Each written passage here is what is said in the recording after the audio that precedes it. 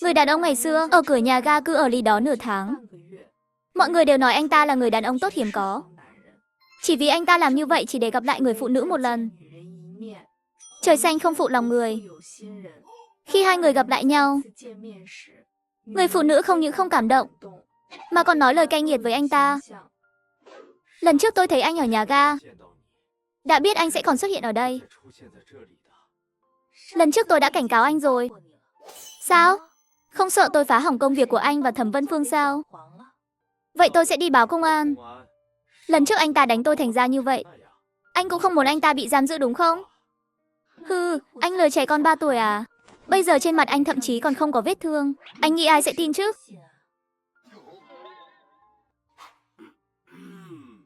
Thanh Nhiên, hôm nay tôi đến không phải vì chuyện này.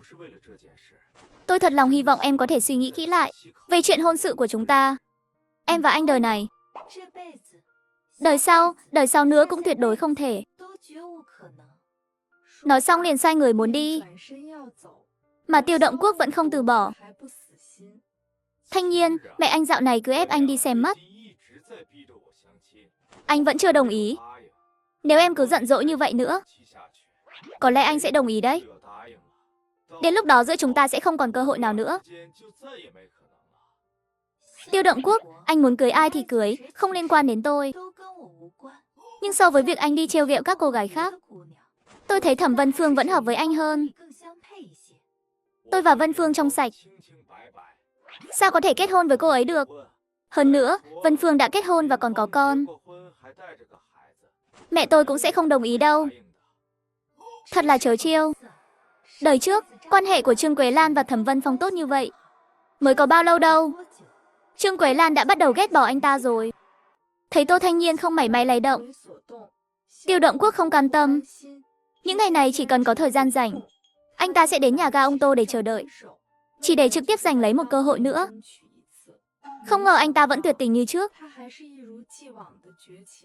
Anh ta mơ tưởng người đàn ông đứng ở đằng xa nổi giận trong lòng. Cầm lên, Tô Thanh Nhiên. Người đàn ông mới mà cô tìm được. Anh ta rốt cuộc có gì? Tốt hơn tôi, anh ta cao hơn cô. Đẹp trai hơn cô, biết quan tâm người khác hơn cô. Tóm lại, mọi thứ đều tốt hơn cô. Khuôn mặt Tiêu Động Quốc lập tức tái mét. Điên cuồng lao về phía Cố Tiêu. Đợi đến khi xông đến trước mặt, không hiểu sao lại đột ngột dừng bước. Anh cách xa tôi như vậy làm gì? Tôi phải giữ khoảng cách với những người thô lỗ như anh chứ. Anh tìm tôi có việc gì không? Tôi chỉ đến để hỏi anh. Anh làm công việc gì? Không có việc làm, không có việc làm. Vậy anh dựa vào cái gì mà hẹn hò với Thanh Nhiên? Có lẽ là vì tôi đẹp trai. Anh nói đi. Bao nhiêu tiền anh mới chịu rời xa Tô Thanh Nhiên? Chỉ cần anh trả cô ấy lại cho tôi. Bao nhiêu bồi thường cũng có thể thương lượng. 1 vạn tệ, tôi sẽ cân nhắc. Anh đang đùa tôi đấy à? Hơn nữa, anh có biết tình hình gia đình cô ấy thế nào không? Anh tưởng cô ấy thật sự thích anh à? Cô ấy chỉ muốn lợi dụng bố anh thôi. Biết, nhưng tôi không quan tâm. Chỉ có những người đàn ông vô dụng mới đem điểm yếu của người khác ra để nói. Anh muốn làm gì? Tay tôi hơi ngứa rồi. Muốn tìm anh luyện tập một chút. Tiêu Động Quốc bị vẻ mặt hung dữ của anh ta làm cho giật mình. Nhớ lại những cú đấm rơi xuống người đêm đó, vội vàng bỏ đi một cách nhục nhã. Vừa nãy hai người nói gì vậy? Không nói gì cả. Anh ta bảo tôi luyện tập với anh ta đấy. Đi thôi, chúng ta mau về đội sản xuất đi. Thời gian cũng không còn sớm nữa. Tập trước, hai người đạp xe về đội sản xuất. Tô Thanh Nhiên vừa về đến nhà, liền ngồi xuống viết thư tố cáo gửi đến nhà máy cơ khí.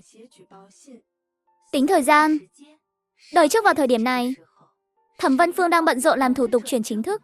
Để giúp cô ta được chuyển chính thức, Tiêu Động Quốc vừa cầu xin người khác vừa biếu qua, tốn rất nhiều công sức. Cuối cùng còn cầu xin đến tôi, muốn tôi ra mặt xin xỏ trưởng nhà máy Mã. Lúc đó tôi ngây thơ nghĩ rằng chỉ cần giúp Thẩm Vân Phương chuyển chính thức, sẽ được chia phòng ở và chuyển ra ngoài. Ai ngờ cô ta đã quyết tâm từ lâu, hoàn toàn không có ý định chuyển đi. Đời này không có sự giúp đỡ của tôi, chắc hẳn việc chuyển chính thức của Thẩm Vân Phương sẽ không thuận lợi như vậy. Đã không thuận lợi, Vậy thì cứ cho thêm cô ta thêm chút khó khăn, dù không thể loại bỏ được, chắc chắn sẽ không thể chuyển chính thức được.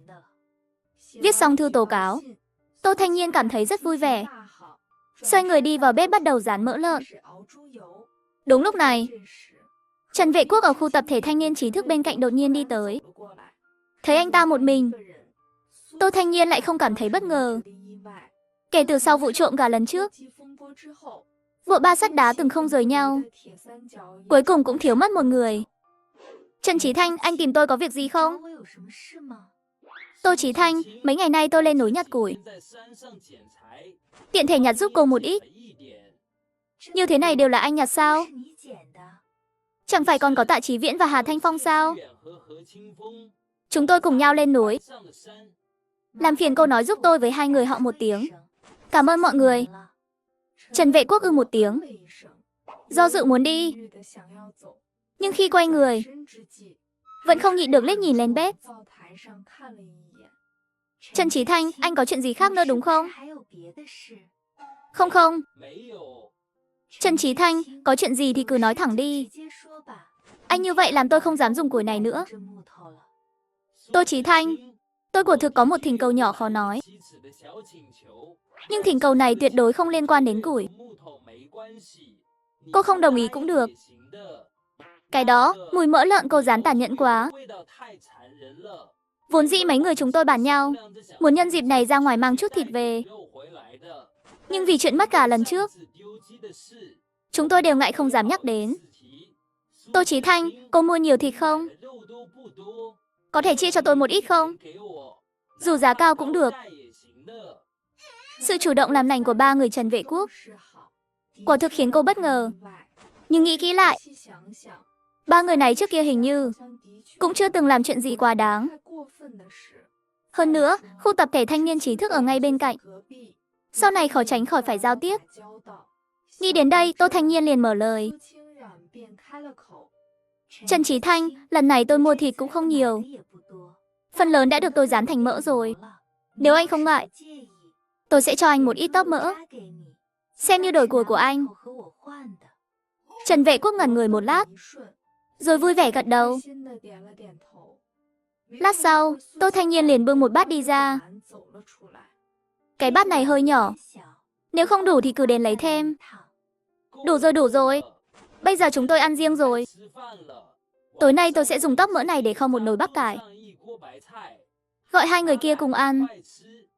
Đợi Trần Vệ Quốc đi rồi, Tô Nam Hưng chứng kiến tất cả liền bĩu môi, với cái miệng nhỏ chu ra đi tới. Cô ơi, sao cô tốt với anh ta vậy? Trước kia, anh ta cùng với hai người đã bắt nạt cô đấy. Cô cũng nói là trước kia rồi mà. Bây giờ Trần Chí Thanh không chơi với hai người kia nữa. Nam Hưng, cháu nhớ kỹ nhé. Nếu người khác bắt nạt chúng ta tuyệt đối không được mềm lòng. Nhưng nếu có thể không kết thù, cố gắng vẫn nên ít kết thù thôi. Cháu biết rồi ạ. Cô ơi, đúng lúc hai cô cháu đang trò chuyện, ngoài cửa lại có tiếng bước chân. Hai người vội vàng ngẩng đầu nhìn. Chỉ thấy Từ Kiều và Tôn Hạo cũng tươi cười đi về phía này. Người phụ nữ trước đây phát hiện ra một cảnh tượng kỳ lạ. Rõ ràng hôm qua còn cãi nhau với mình, đến mức không thể hòa giải được. Hôm nay lại tươi cười đón chào. Kính cẩn. Túc Chí Thanh, bên cô còn thịt lợn thừa không? Không có, vừa nãy chúng tôi đều thấy rồi. Trần Vệ Quốc bưng một bát tóp mỡ từ chỗ cô về. Cô yên tâm, chúng tôi trả tiền.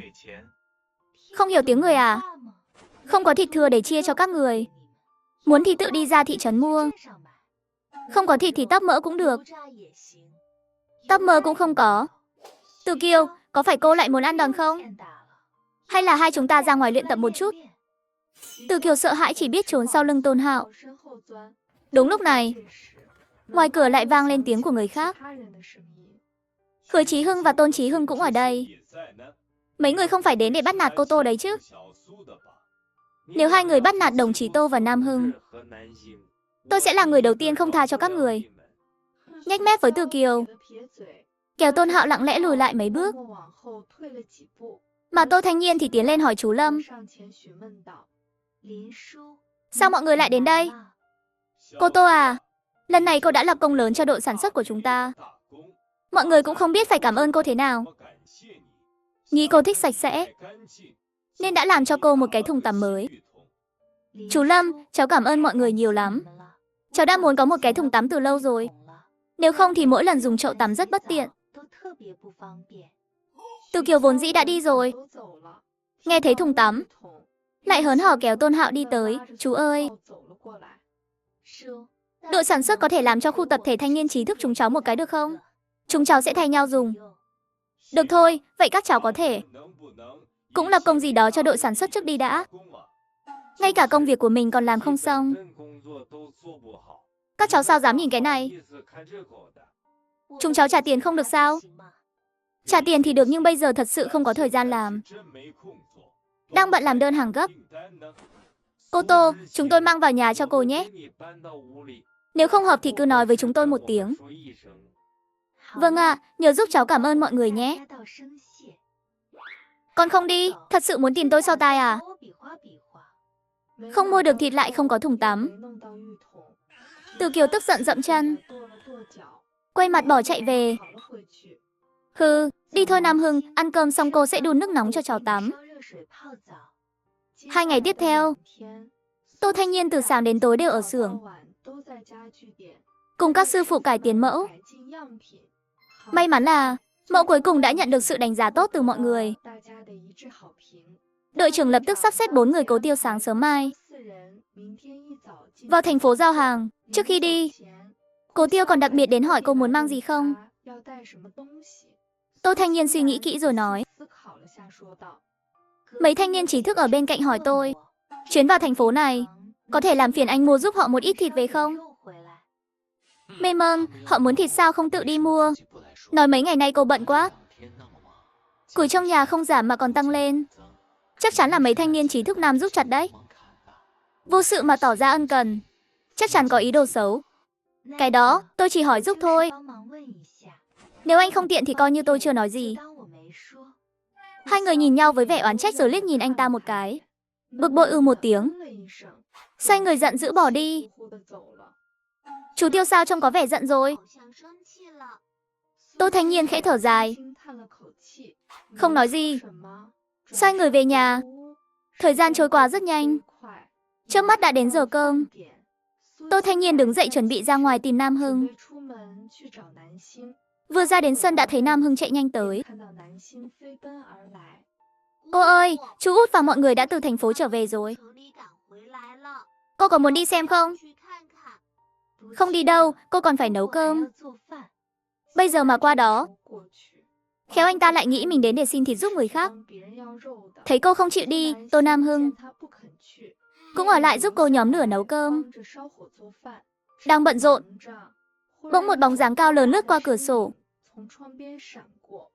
Tô Thanh Nhiên cảm giác nhận ra người đó chính là Cố Tiêu. Chỉ thấy anh ta mặt mày khó chịu, đi thẳng về phía khu tập thể thanh niên trí thức bên cạnh. 3 người trước đây chỉ xin người phụ nữ một bát tóc mỡ. Không lâu sau đã bị tên côn đồ trong thôn tìm đến tận cửa. Đúng lúc 3 người liên tiếp chuẩn bị giao tóc mỡ ra, người đàn ông lại lấy ra miếng thịt lợn mà họ hằng mong nhớ. Thịt heo chỉ còn lại nhiêu đây thôi. Nếu mấy người muốn thì đưa 2 tệ. Muốn, tôi đi lấy tiền cho anh ngay. Sau này muốn mua gì cứ trực tiếp tìm tôi, không cần nhờ Tô Thanh Nhiên nói giúp. Cứ như thể tôi khó khăn lắm vậy. Biết rồi, cảm ơn đồng chí Cố. Lần sau anh ra ngoài có thể mua giúp chúng tôi ít thịt không? Không mang được. Sau khi nhận được tiền, Cố Tiêu không nói hai lời liền rời khỏi khu tập thể thanh niên trí thức, đi thẳng đến sân nhà Tô Thanh Nhiên. Mua cho em này. Cảm ơn chú Tiêu. Cố Tiêu gật đầu.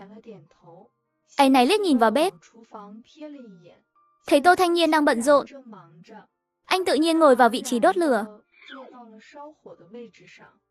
À, tôi đến là để nói với em chuyện này. Hôm nay giao hàng mẫu. Mẫu thử có vấn đề gì không? Không vấn đề gì, chủ nhiệm Diêu rất hài lòng. Hy vọng chúng ta có thể đẩy nhanh tiến độ. Vậy thì tốt rồi, lát nữa em sẽ đi nói với chú Lâm và mọi người. Không cần đâu, tôi đã nói với họ rồi. Vậy anh đến đây làm gì? À, Tôi mang thịt heo đến cho đám người ở khu tập thể thanh niên trí thức giúp em. Giúp em trả ơn. Có phải em nên mời tôi một bữa cơm không? Anh gọi cả đại đội trưởng và thím đi. Tối nay ăn ở chỗ em hết. Không cần đâu, họ đã nấu cơm rồi. Vậy thì anh ít nhất cũng nên về nhà nói một tiếng. Không sao, tôi không về họ cũng không để phần cơm cho tôi đâu. Tô Thanh Nhiên nhìn anh một cái. Lập tức hiểu ra anh ta đã có sự chuẩn bị từ trước. Vậy thì anh đi gọi Nam Hưng ăn cơm đi. Thấy giọng anh ta kiên quyết không lay chuyển, không khỏi có chút lo lắng. Có phải em vẫn còn giận anh không? Giận gì chứ? Sáng nay giọng tôi không tốt. Nhưng tôi không có ý đó với em. Thấy anh ta nói thẳng thắn như vậy, Tô Thanh Nhiên ngược lại có chút ngại ngùng. Nghĩ một lúc rồi vẫn kể chuyện mấy thanh niên trí thức giúp anh ta chặt củi. Nhờ anh ta giúp chuyển lời chuyện mua thịt. Ngoài miệng Cố Tiêu không nói gì. Trong lòng lại nhẹ nhõm hơn nhiều. Trước khi đi, Cố Tiêu lại nhắc đến chuyện đi lâm trường. Đến lúc đó em gọi anh một tiếng. Anh đi cùng em. Không cần phiền phức đâu, em tự đi được rồi. Bây giờ em là cục cưng của đại đội chúng ta. Tôi có nghĩa vụ bảo vệ an toàn cho em. Hơn nữa ban đêm trên núi vẫn rất nguy hiểm. Lỡ mà gặp phải lợn rừng thì phiền phức. Vậy cũng được, đến lúc đó nói với anh. Anh mau về đi. Đợi người đi rồi. Tô Nam Hưng liền vội vàng chạy ra. Cô ơi, có phải cô và chú Tiêu đang hẹn hò không? Sao có thể? Cháu nghe ai nói thế? Trong thôn có rất nhiều bác và bà đều nói như vậy. Tuyệt đối không có chuyện đó. Cháu ở cùng cô mỗi ngày. Nếu thật sự có, cháu làm sao không biết được. Nhưng chú Tiêu của thật rất tốt với cô. Mỗi lần đi ra ngoài về đều mang đồ ăn cho cô. Hơn nữa cô còn để chú ấy đi cùng cô đến lâm trường. Chuyện đi lâm trường nói ra thì dài lắm. Sau này người khác hỏi cháu nhất định phải nói với họ. Tuyệt đối không có. Biết chưa? Vâng ạ, bên kia. Cố Tiêu huýt sáo nhỏ, thong thả trở về nhà.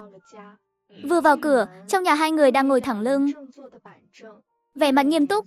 Nhìn anh, lại đi ăn trực nhà cô Tô à? Con không phải đi đến khu tập thể thanh niên trí thức đưa thịt heo sao? Tiện thể mang chút kẹo cho Nam Hưng. Vừa hay gặp họ đang ăn cơm tối, nên con ăn một chút. Trong thôn đều nói con và cô Tô đang hẹn hò. Chuyện này rốt cuộc là thật hay giả vậy? Mọi người nghe ai nói thế?